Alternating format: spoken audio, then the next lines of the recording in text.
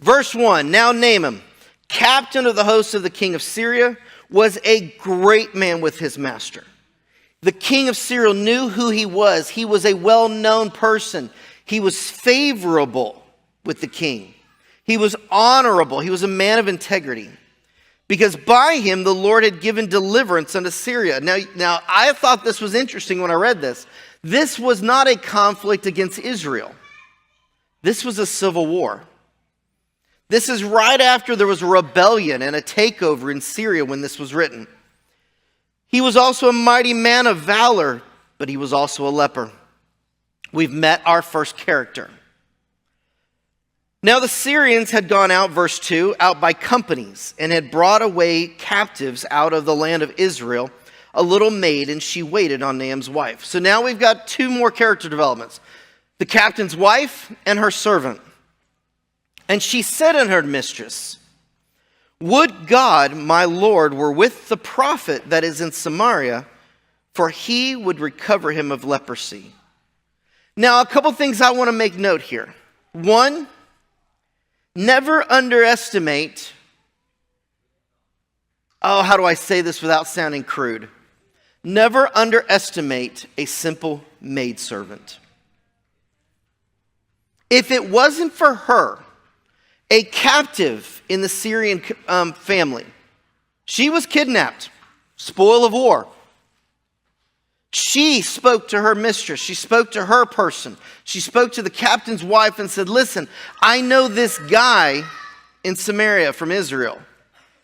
If he was with him, he could get healed of leprosy. Don't ever underestimate who you are in a chain of command.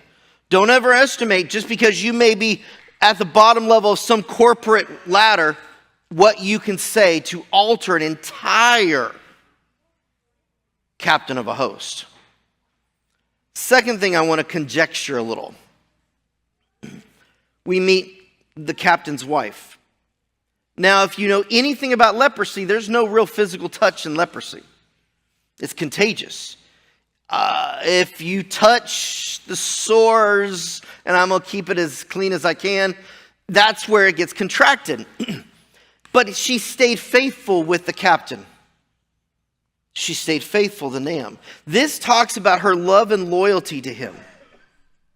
Now you figure if your maidservant comes running up to you and tells you a trick of the trade, that someone you love is suffering from a disease or something, and they said, listen, if you go do this, it will help your spouse or your family member, I guarantee she was absolutely excited to get her husband healed.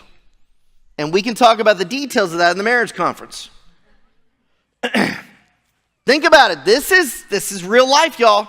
Can you imagine, because they must have been married before he contracted, which means he got sick. Their intimacy level had to have been separated. And now she has an opportunity to share with him a way to change all of that. Now, here's where we don't know. We don't have part of the storyline where she goes talks to her husband. But it must have been quick. It must have been rapid, because the next verse, you have Naaman going to his boss, the king. For one went in and told his Lord, saying, now, I love this verse.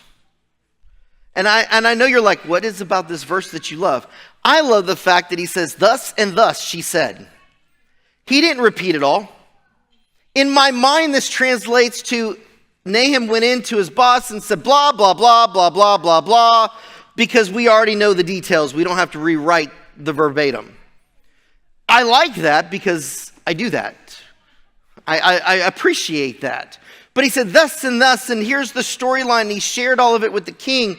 And the king of Syria said in verse 5, go, get out of my presence.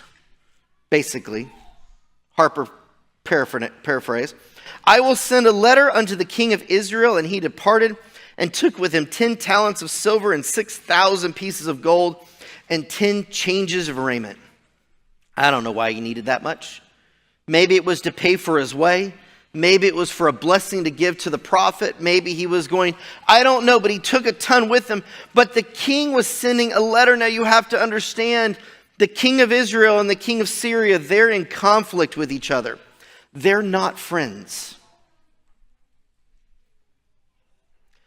So Naaman is going to have to travel to the enemy's camp to talk to a prophet to get healed.